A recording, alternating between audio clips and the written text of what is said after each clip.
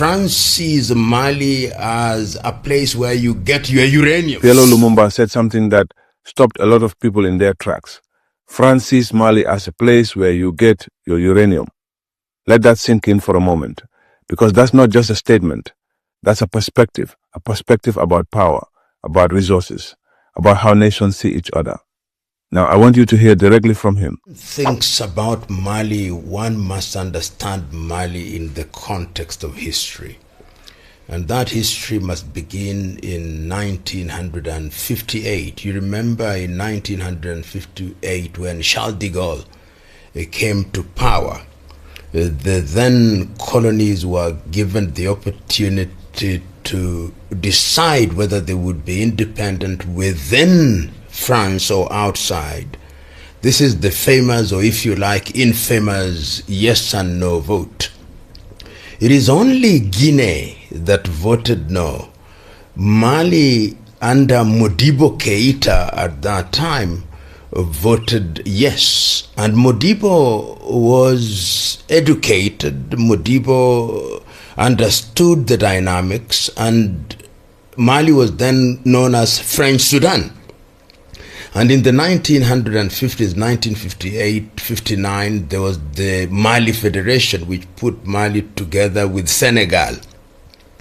But then on 22nd of September 1960, what was French Sudan became independent as Mali, with Modibo Keïta as the leader.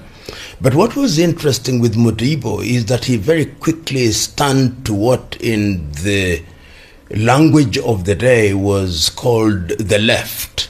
He became socialist oriented, and in order to control the territory, of course, these are multi-ethnic territory, and Mali is interesting. That the southern part of Mali, you have the darker-skinned African peoples, and when you go up north, you have the Tuaregs. And the Tuaregs are the Amazigh, the Berber people, and then the Arabs. So sometimes they are called the blue people because of their dress, or sometimes called the white people. So between 1960 and 1968, Modibo ran a very tough administration, was accused of dictatorship until, of course, he was overthrown by Moussa Traoré. When Moussa came in, then one started seeing the watering down of what had been socialist tendencies. And if you look at the history of Mali at that time, it was very much towards African unity, was considered and seen in the same light like people like Nyerere and Nkrumah and Patrice Emery Lumumba. But when Moussa Traoré came in, that was the beginning of the trouble for Mali in many ways, military coups, and ultimately in 1991, Moussa Traoré was overthrown, and we started moving into what was called the democratic dispensation. 1992, a new constitution. And President Konaré then is credited with bringing in democracy. In fact, so much so that he stays in power from 1992 through to the year 2000, when he hands over power for the first time peacefully to Toumani Touré. And when he does that, people think that this has now changed and things are not going to be the same way. But the inclination at that time is towards France. And this, I think, is very important, because France sees Mali as a place where you get your uranium, your nuclear power, and they get it almost for a song. For so little, we now have the statistics that they were getting it for a song. And the instability continues because the Tuaregs are complaining that they are marginalized. And that marginalization, they claim, is in the face of the resources that the Mali government in Bamako is receiving through the sale of these very strategic minerals. And we see, therefore, that after Konaré has handed over to Toumani Touré, and their coups, Sanogo and then ultimately Keita. And in the year 2012, there is almost a breakdown of Mali. Breakdown in the sense that the Tuaregs actually announced a new republic, the Republic of Azawad. And that new Republic of Azawad, they claim there is something that they had thought about in the early 1900s, and they say they are not a part of Mali as is constituted. So strong was it that the French actually had to intervene, the Operation Barkhane, and they deployed almost 5,000 elite troops. And once they did that, MONUSCO was deployed by the United Nations in Mali, and it was stopped. But they did not kill the spirit of the Tuaregs. And what then begins to happen is that Algeria, because Algeria is also a very important player in this regard, Algeria comes out and say, we are in the neighborhood, we are the negotiators, and there is what is called the Algiers Accord. And the Algiers Accord is that they are encouraging the Bamako government to ensure that power is decentralized as one of the means of diffusing these secessionist tendencies. But that does not happen as is expected. So that when Abubakar Keita ultimately comes in the year 2000 and after the year 2013, Mali becomes very unstable. And that instability is what leads to the Assimi Goïta coup in the year 2020. And there is a new wave in the Sahel. And that new wave is that France is controlling, is spurred rather by the fact that France is controlling the economies of countries in that region.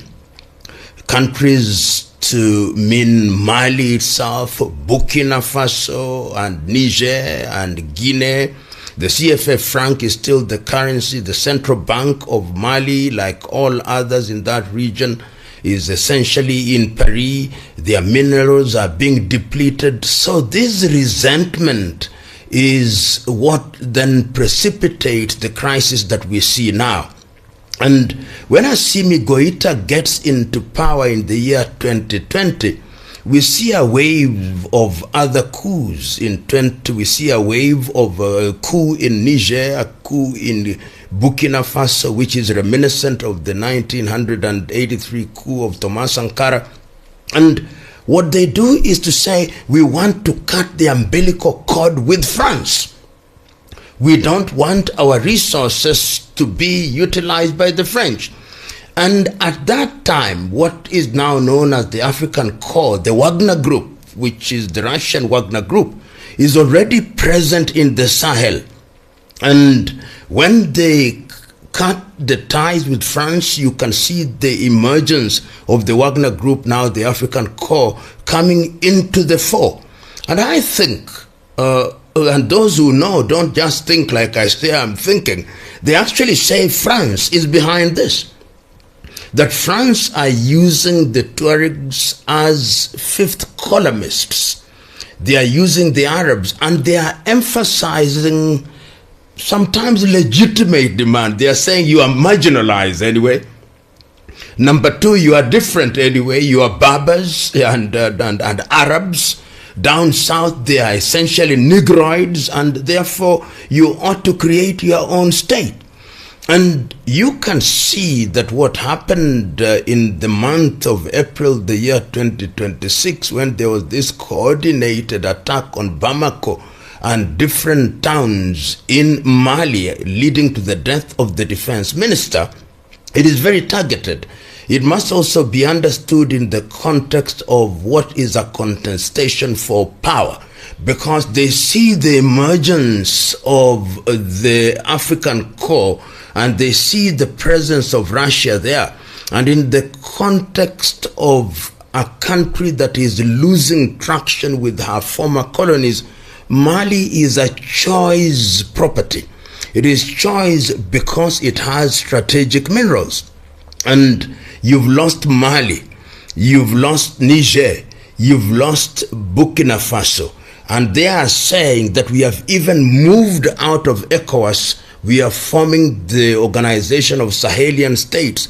They have formed their own military pact. They are moving out of the CFA franc. They are saying we want to have our own banks which are local. We want to have, if it is the Russians, come to Mali and purify whatever it is that we have as minerals in situ. So that combination of factors is what, in my submission, has led to the situation that we see now. And I think that in the eyes of France, which is a power losing its foothold, an unstable Mali is useful. A divided Mali is useful. So the reignition, if you may, of the appetite for the Azawad state is one in which I see the invisible, some may say not so invisible, hands of France. The jury is still out, because we are talking at a time when there is confusion in that area. The defense minister, who was thought to have been very pro-African core and therefore pro-Russia, was killed in this very coordinated strike, which tells you that the Tuaregs had intelligence, and that kind of intelligence must have been shared with a power that has interest and has the technological ability to determine where these installations are, where key personalities are. One is waiting to see what will happen as things pan out.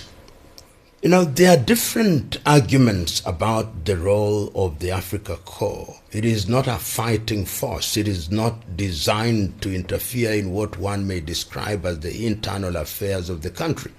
But there are a number of players. Look, one, Algeria made the claim that they were neutral and that they are the mediators because they understand the situation.